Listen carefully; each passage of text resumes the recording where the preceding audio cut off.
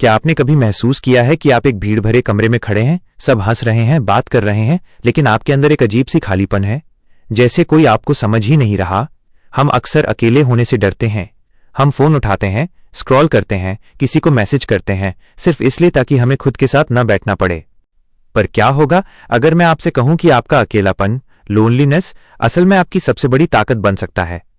आज इस वीडियो में हम जानेंगे कि अकेलेपन से डरना कैसे छोड़ें और एकांत, सॉलिट्यूड का कैसे आनंद ले। साथ में समझने की कोशिश करेंगे कि खुद का सबसे अच्छा दोस्त कैसे बने। अकेलेपन और एकांत का अंतर।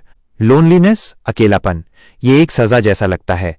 इसमें आपको लगता है कि आपकी परवाह करने वाला कोई नहीं है। ये एक मानसिक बोझ है। सॉलिट्यूड, एकांत, ये एक चुनाव, चॉइस है।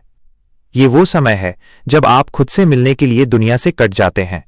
बड़े बड़े दार्शनिकों, वैज्ञानिकों और लेखकों ने अपनी महान खोजें एकांत में ही की हैं। हम अकेलेपन से इसलिए भागते हैं क्योंकि हमें खुद का साथ पसंद नहीं आता। हम अपने ही विचारों से डरते हैं। हम अकेले होने से क्यों डरते हैं? Psychological root. बचपन से हमें सिखाया जाता है कि ग्रुप में रहो, दोस्त बनाओ। जो बच्चा चुपचाप अकेला बैठता है उसे हम अजीब या डिप्रेस समझ लेते हैं। सोशल मीडिया ने इस डर को और बढ़ा दिया है। दूसरों की पार्टी की तस्वीरें देखकर हमें FOMO, fear of missing out होने लगता है। लेकिन असलियत यह है कि जब आप अकेले होते हैं तो आपके पास कोई मास्क, नकाब नहीं होता। आप वही होते हैं जो आप वास्तव में हैं। और अक्सर हम उस असली इंसान का सामना करने के लिए तैयार नहीं होते। खुद का दोस्त बनने के 7 स्टेप्स। स्टेप 1, सेल्फ टॉक को बदलें। Change the internal dialogue. आप खुद से कैसे बात करते हैं? अगर आपका दोस्त फेल हो जाए तो आप उसे सांत्वना देते हैं, लेकिन जब आप फेल होते हैं तो आप खुद को बेवकूफ या लूजर कहते हैं। खुद का दोस्त बनने का पहला नियम है खुद के प्रति दयालु, काइंड होना। स्टेप 2, डेट पर खुद के साथ जाएं। Solo dates. क्यों जरूरी है कि मूवी देखने या डिनर पर जाने के लिए कोई साथ हो? महीने में एक बार खुद को डेट पर ले जाएं, बिना फोन के, सिर्फ आप और आपके विचार। यह आपको अपनी पसंद नापसंद समझने में मदद करेगा। स्टेप 3, रचनात्मकता का सहारा, क्रिएटिव एक्सप्रेशन। जब शब्द कम पड़ जाएं तो कला को बोलने दें। पेंटिंग, राइटिंग या कुकिंग। जब आप कुछ बनाते हैं तो आप अपनी ऊर्जा को एक दिशा देते हैं। यह अकेलेपन के खालीपन को रचनात्मकता से भर देता है।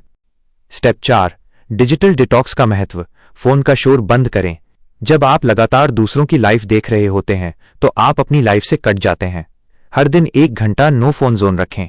स्टेप 5, शरीर की भाषा, बॉडी कनेक्शन। योग और व्यायाम सिर्फ बॉडी बनाने के लिए नहीं है, ये अपने शरीर के साथ जुड़ने का तरीका है। जब आप अपनी सांसों पर ध्यान देते हैं तो आप वर्तमान में आ जाते हैं। Step 6, mirror work. शीशे के सामने खड़े होकर अपनी आंखों में देखें और कहें, मैं तुम्हारे साथ हूं। यह सुनने में बचकाना लग सकता है, लेकिन यह अवचेतन मन, सबकॉन्शियस माइंड को बहुत गहरे संकेत भेजता है। स्टेप 7, अपनी कंपनी को एंजॉय करना सीखें। किताबें पढ़ें, नए स्किल्स सीखें। जब आप एक बेहतर इंसान बनते हैं तो आपको खुद की कंपनी बोरिंग नहीं लगती। महान लोगों के उदाहरण।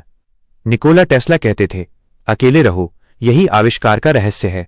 गौतम बुद्ध ने वर्षों एकांत में बिताए, तब जाकर उन्हें ज्ञान प्राप्त हुआ। एकांत आपको वो स्पष्टता, क्लैरिटी देता है जो भीड़ कभी नहीं दे सकती। तो दोस्तों, अगली बार जब आप घर पे अकेले हों और उदासी महसूस हो तो फोन उठाकर स्क्रॉल मत कीजिएगा। एक गहरी सांस लें, एक कप चाय बनाएं और खुद से पूछें, कैसे हो दोस्त? अगर इस वीडियो ने आपके दिल को छुआ है तो इसे उन लोगों के साथ शेयर करें जो अक्सर अकेला महसूस करते हैं।